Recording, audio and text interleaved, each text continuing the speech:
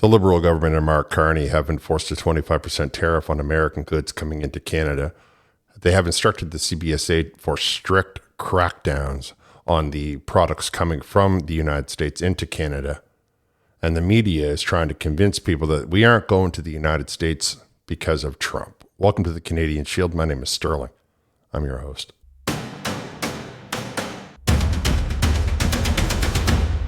Well, that's a pretty bad psyop that the government is trying to put onto people. And I don't know what they hope to gain. Eventually, people will realize that it doesn't matter what Donald Trump does. The standard of living in Canada is the responsibility of the government in Canada.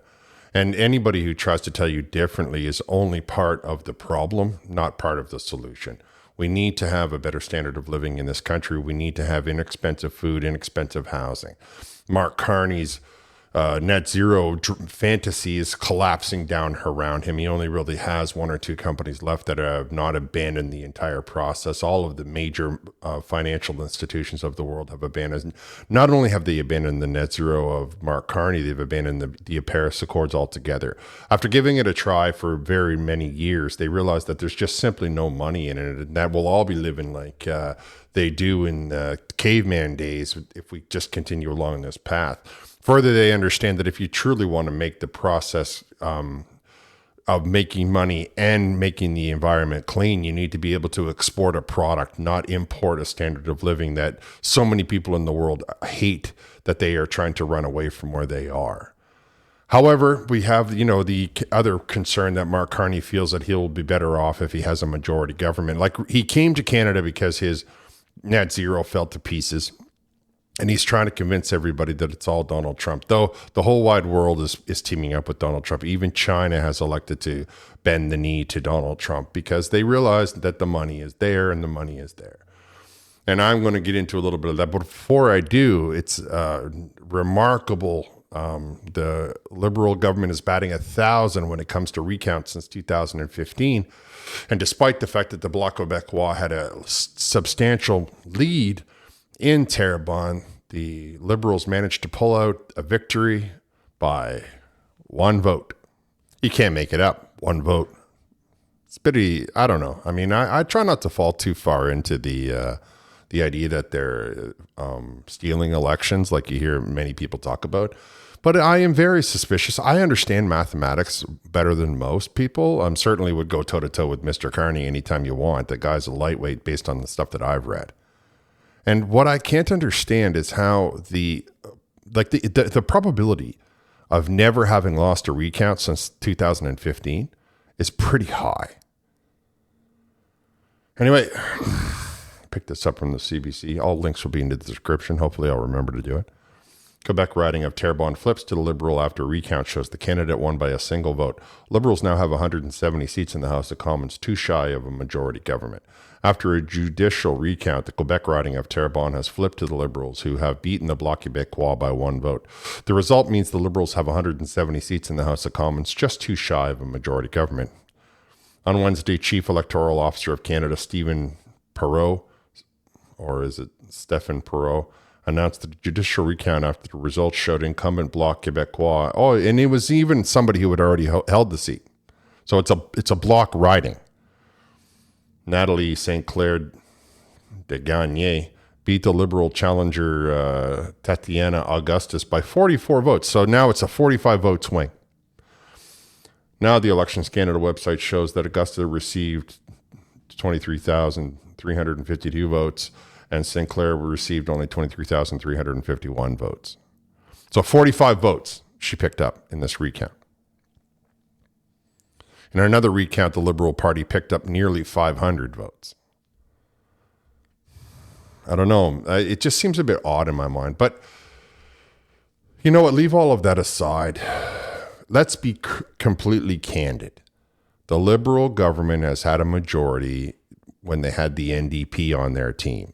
There wasn't a single vote that they put forward that the NDP didn't vote 100% unanimously in favor of. And a lot of times they got the Bloc on their side. So it's nothing new, right? We're still going to be coming up against the nightmare. The only real difference is that instead of fixing the 10-year disaster in 10, 15 years, it's going to take us 30 or 40 because having read much of Mark Carney's content, I can tell you right now that this is his last hope to have this vision, this twisted dystopian nightmare of net zero be brought to the Western world. He won't try to put it in the third world.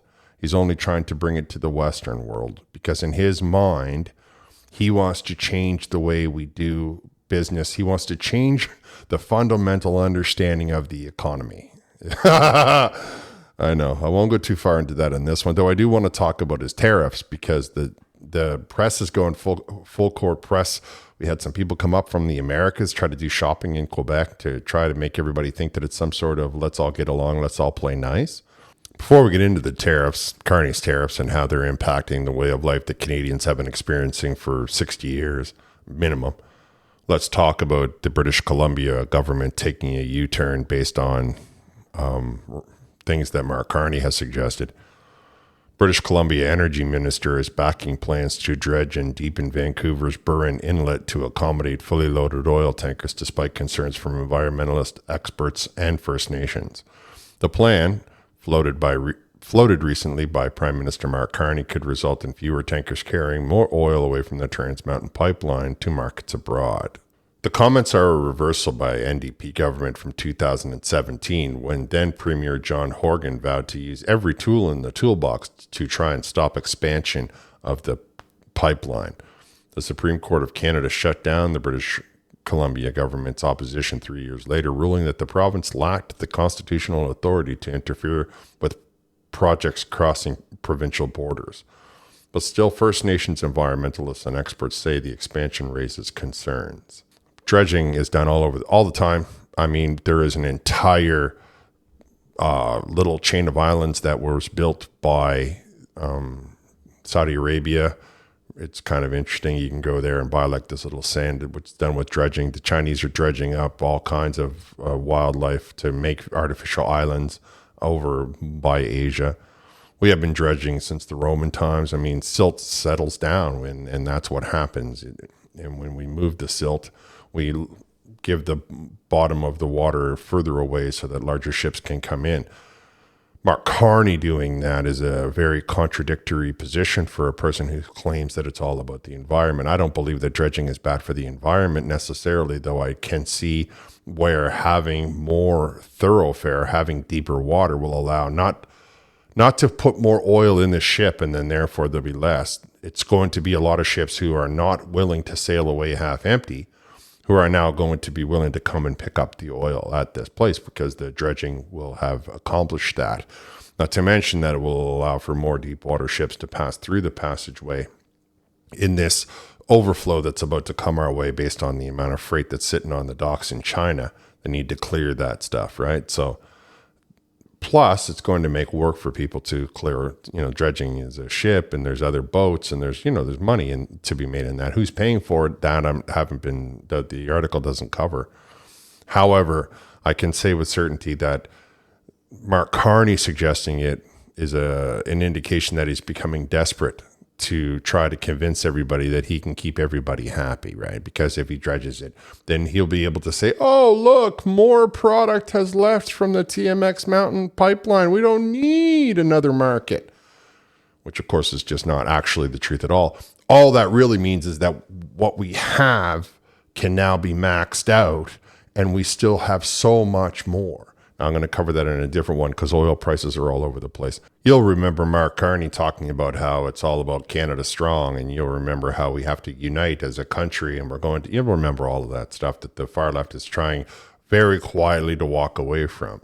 Now, we give a lot of money to Bell Canada in Canada, like Canadians give a lot of tax dollars and a lot of bonuses to Bell Canada, Bell Media, who was supposed to be running internet lines to Labrador and to other parts of Canada, because all of our internet and all of our cellular coverage is very small in this country, especially compared to countries like Kenya, China, USA, India, Pakistan.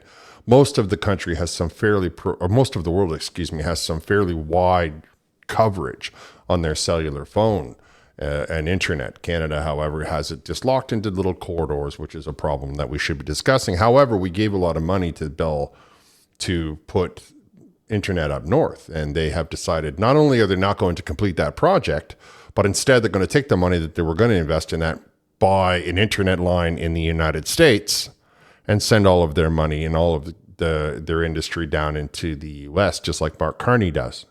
So it's just kind of a weird position that one of our largest telecommunications companies would be going into the United States, despite all of the comments about Trump, all of the newspapers that they have that are talking negative about Trump. And yet here they are diving face first into the United States of American market.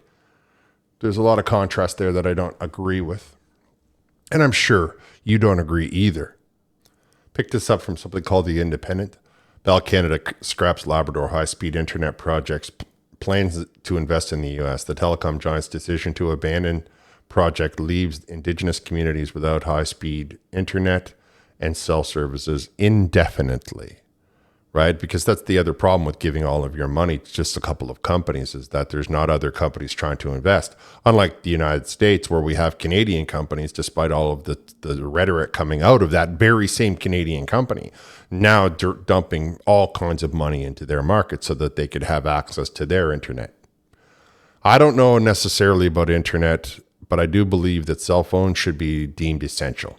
Bell Canada's cancellation of the $32 million contract to expand high-speed internet and cell service on Labrador's north coast comes as the telecommunication giant has confirmed plans to expand southward into the United States after receiving millions in government subsidies for the Labrador North Wireless Broadband Project. Canada's largest communication company says it's no longer feasible to complete the expansion due to the rising costs and competition.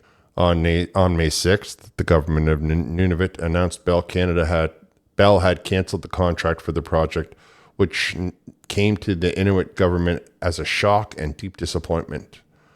They said Bell estimates the cost of completing the project has risen to $110 million, and that Bell subscription numbers in the region have declined by 69%.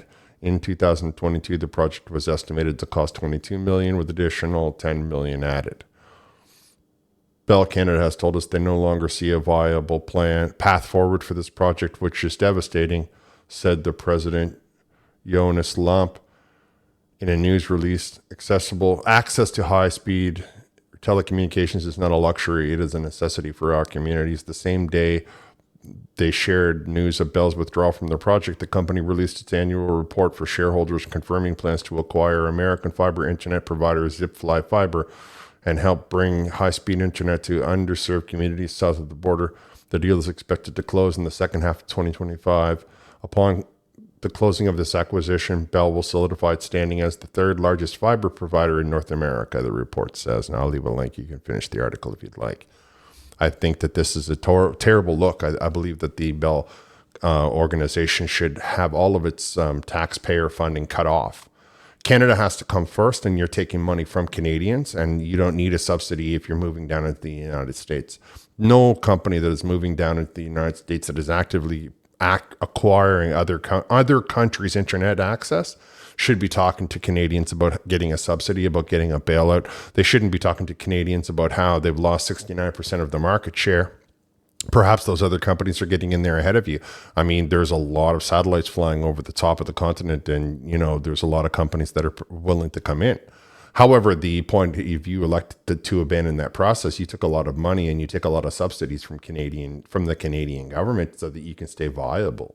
It seems to me that if you're trying to take dollars from the Canadian government, you have an obligation to complete the project that you started, no matter what the rising of the costs.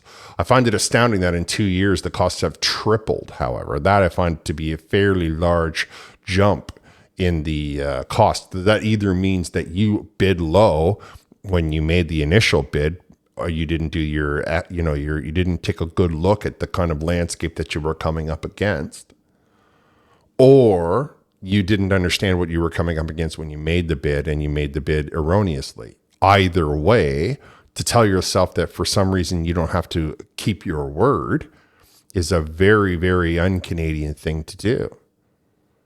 Now, obviously, something has to be done about the North. We have to open up the rest of this country, and I have already done a video on magnetic levitation. and how we can run wires and lines underneath the magnetic levitation, solving all of these problems at once and spreading out the country, as well as as well as attracting foreign investment. I won't cover that in this video, but I do want you to realize what I'm talking about is a necessity for the entire country, not just a little bit here and a little bit there. Now we will come to the Carney tariffs and how they are impacting Canada in such a negative manner. And there's a lot of little moving parts that I want to draw attention to. So you might not be aware that Trump is looking to close the deal with the Chinese, and there's been a lot of movement. And of course, there's been a lot of movement. The Chinese economy is collapsing because all of the manufacturing for the United States was done in China, and they are never going to recover in the way that they hope to. But they can certainly cover the short term. So Donald Trump's looking at that exactly the same way he's looking at Canada with the car parts. Don't be fooled. He's not backing down. He hasn't changed his position. He still wants all the manufacturing for the world to be in the United States of America. And when you consider the benefits, it's probably a good idea. Nonetheless, let's talk about how this is impacting Canada. And we'll start with the Americans, right? For U.S. President Donald Trump's tariffs on Canada may not be totally removed under the future trade agreement, the U.S. ambassador said, but the two countries are on the path forward to a stronger relationship, which is exactly the term that the guy in Sweden used for China. We're on a path forward. Of course they're not. I told you, they're not. The United States is not going to give Canada another free trade agreement. Once the accusation goes away, that will be the end of free trade between the two countries, because the Americans don't want it and because the Americans are going to be in the driver's seat.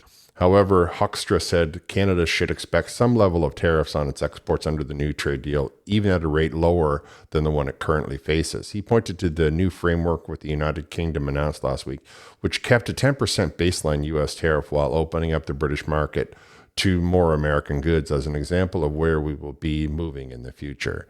So the United States has no intention of giving Canada a free trade agreement. And from their perspective, you can't blame them. However, I don't know that we necessarily want to bend over like the British did. We have our own steel. We have a necessity and a requirement, and we don't have the unity that you might not be seeing in the United States. So there's a better path forward if we had followed the Pierre Poilievre model. Mark Carney is stuck in one little sort of narrow focus of the economy. And what the Americans got was the British to allow American food in. I don't know that we necessarily want to have that idea, though. I say that knowing full well that a lot of our market is met with food from Mexico and other markets. Like there are, a lot of food we sell in Canada is brought in from overseas, for example. So I just think that we have to be careful on what kind of food, and not because of the competition, but because of the additives. And that's, if you're out there and you're in the American food, that's what we really care about in Canada. It's not so much where it's made, it's a lot about what's put in it. Now, I'll go over to CTV because they were talking to the Chinese ambassador, who says that they're ready to move on. Chinese ambassador insists Canada can move past normal differences. Following years of diplomatic trade tensions, China's ambassador to Canada, Wang Di, insists the two countries can move past what he characterizes as normal differences. I would rather make a deal with the United States of America. I would rather that we not have to deal with the countries at all than to allow for the Chinese government to have more influence inside of Canada. I know Mark Carney loves them. I know he owes them $250 million, but I don't really care. I know that it's not the kind of country that allows for it doesn't respect the culture that it comes into. Right? They want to have their own police stations in all of our major cities. Nope, don't agree with that at all. They want to have their own military sailing through our northern waters. Nope, don't agree with that at all. Now they want to talk to you about how they're putting a tariff on canola, they're putting a tariff on pork, they're putting a tariff on other.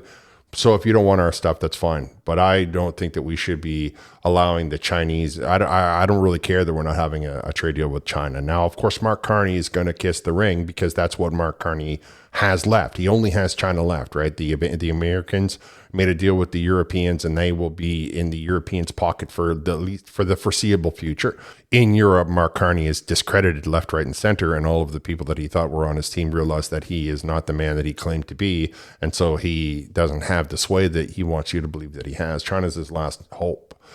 Canada, the Liberal Party, burned all the bridges with India, and China is his last hope. So I don't know that he's not going to bend over backwards for them, but I do know that we as Canadians should not be making trade deals with China. We should be having, like the Americans are doing, and bringing all of the manufacturing to us. Am I saying that we would somehow be able to have Apple build phones inside of Canada and all that kind of stuff? What I am saying is that if we're selling a product domestically, it should be made in Canada, not brought here from China, not brought here from the USA, not brought here from India, not brought here from Great Britain, not brought here from anywhere else.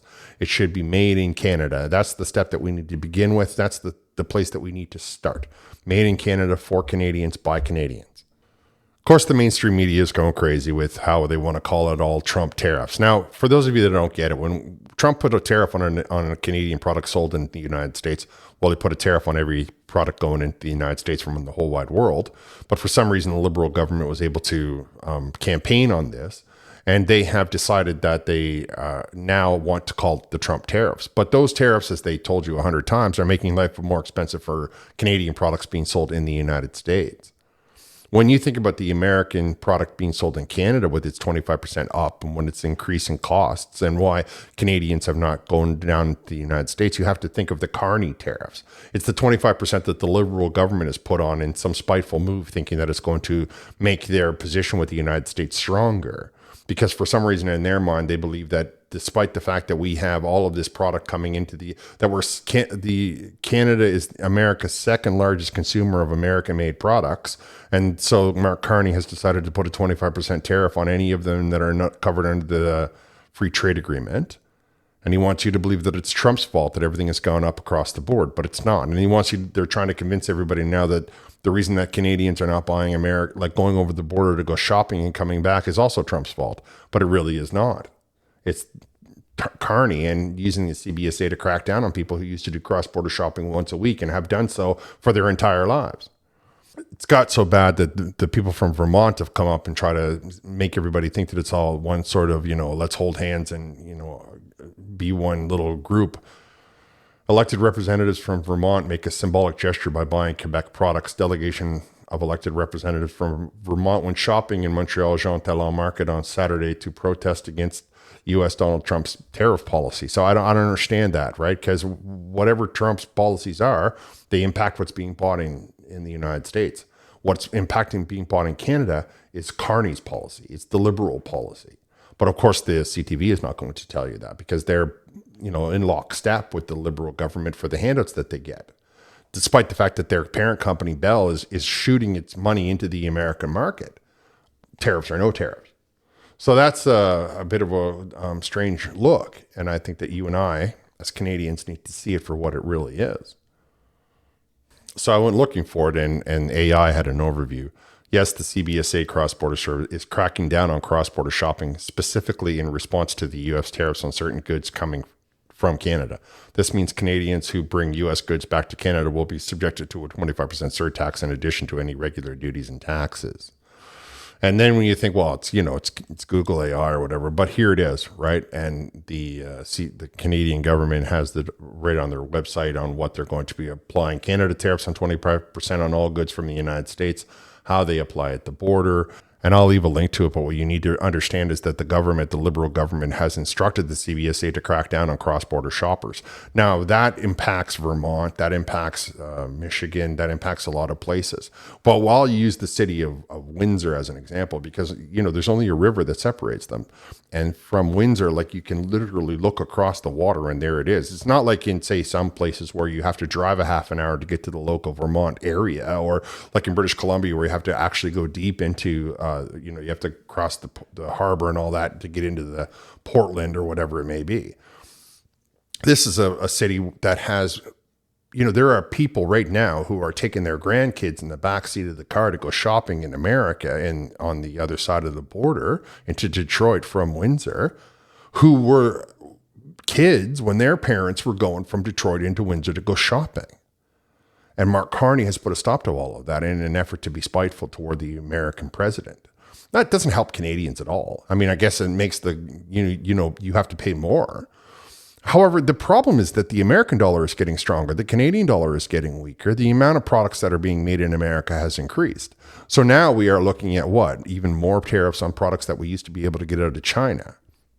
all so that Mark Carney cannot lose face in Canada and try to tell you that he's doing something against Donald Trump.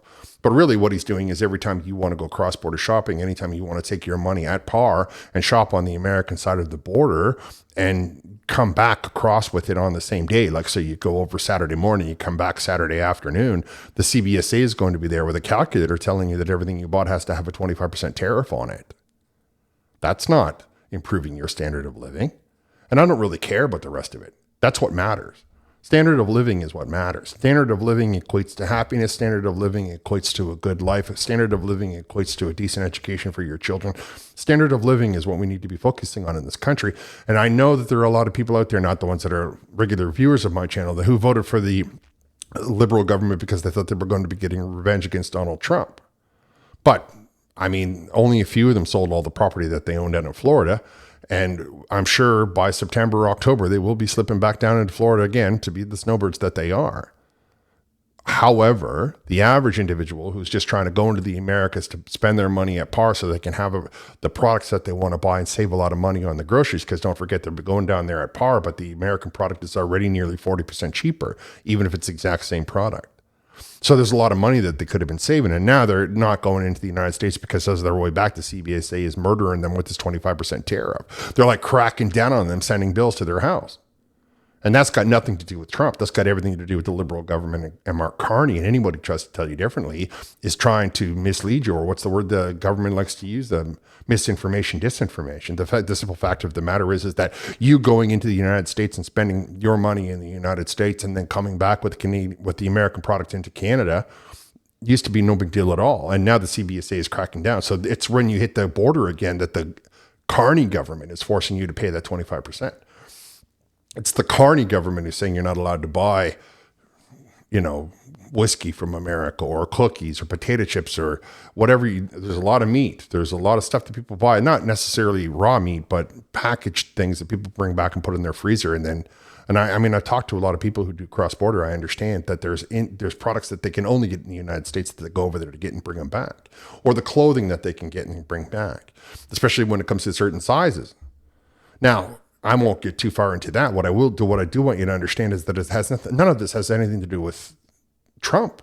The only reason to put a 25% tariff on American products coming into Canada, despite the fact that it's a Canadian who drove over there to get it and then came back, is to be spiteful.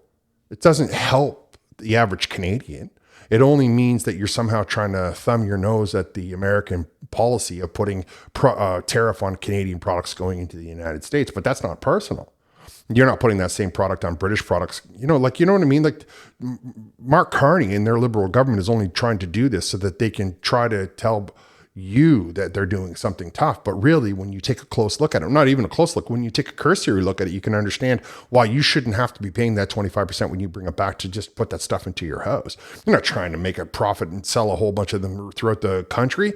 You're trying to go shopping and save a little bit of money in an economy with 33% higher rents, with 50% higher electricity costs and gas prices through the roof, and buying a house or buying a car or any of the job. Everybody knows the inflation and the horrible economy that Canada has.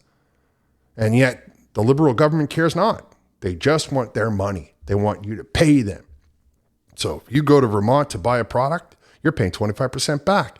Is it worth it now to drive a half an hour, 45 minutes, 2 hours to spend that money only to be met at the border by the CBSA saying, oh, no, we're going through your car because we want to know what you purchased?